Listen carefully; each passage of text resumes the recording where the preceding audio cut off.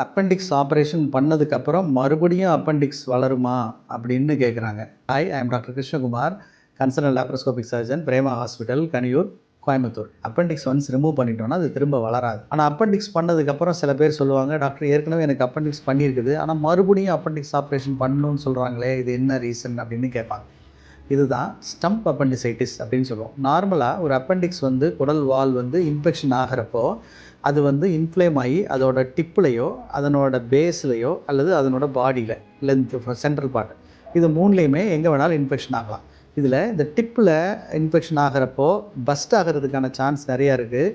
பர்டிகுலராக நமக்கு வந்து இந்த அப்ஸ்ட்ரக்டிவ் டைப்புன்னு சொல்லுவோம். அதாவது அந்த மோஷனோட இது வந்து அந்த அப்பெண்டிக்ஸை பிளாக் பண்ணுறதுனால ப்ரெஷர் பில்டப் ஆகி பஸ்ட் ஆகி நமக்கு வரக்கூடியது.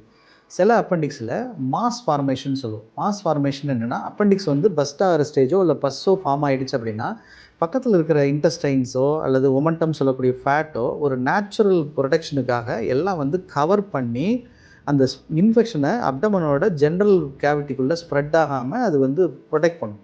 அப்படி பண்ணுறது மாஸ் ஃபார்மேஷன் சொல்லுவோம். இந்த மாஸ் ஃபார்மேஷன் ஆகிடுச்சு அப்படின்னா நாங்கள் இம்மிடியேட்டாக சர்ஜரி எடுக்க மாட்டோம்.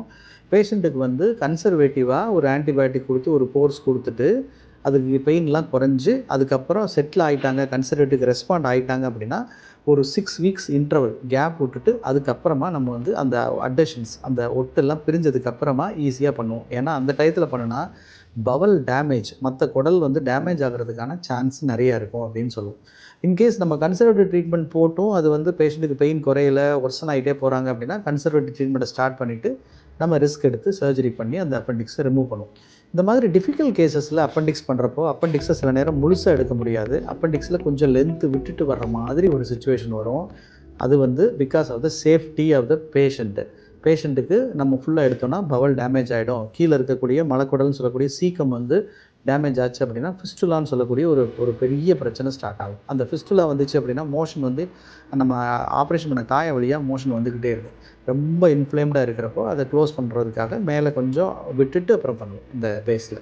அப்படி பண்ணக்கூடிய கேஸில் ரொம்ப ரேராக அந்த ஸ்டம்ப் மறுபடியும் இன்ஃபெக்ஷன் ஆகி அப்பெண்டிசைட்டிஸ் வந்து பெயின் கொடுக்கும். அது பெரும்பாலும் அல்ட்ராசவுண்டில் நம்ம பிக்கப் பண்ண முடியாது. அது சிடி ஸ்கேன் மாதிரியான கொஞ்சம் அட்வான்ஸ்டு ஸ்கேனில் நம்ம அந்த ஸ்டம்ப் அப்பெண்டிசைட்டிஸை நம்ம பிக்கப் பண்ணலாம். அந்த மாதிரி ஸ்டம்ப் அப்பெண்டிசைட்டிஸ் வந்துச்சுன்னா ஏற்கனவே சர்ஜரி பண்ணதுக்கப்புறமும் சில நேரங்களில் மறுபடியும் ஸ்டம்பை ரிமூவ் பண்ணுறதுக்காக ஒரு அப்பெண்டிக்ஸ் ஆப்ரேஷன் பண்ண வேண்டிய சூழ்நிலை வரலாம். இது ரொம்ப ரொம்ப ரொம்ப ரொம்ப ரேர். பட் இது காமன் கிடையாது. பட் அப்படி அப்பெண்டிக்ஸ் பண்ணி திரும்பவும் பண்ணுறாங்கன்னு சொன்னால் இதுதான் மோஸ்ட் காமன் ரீசனாக இருக்க முடியும். தேங்க்யூ.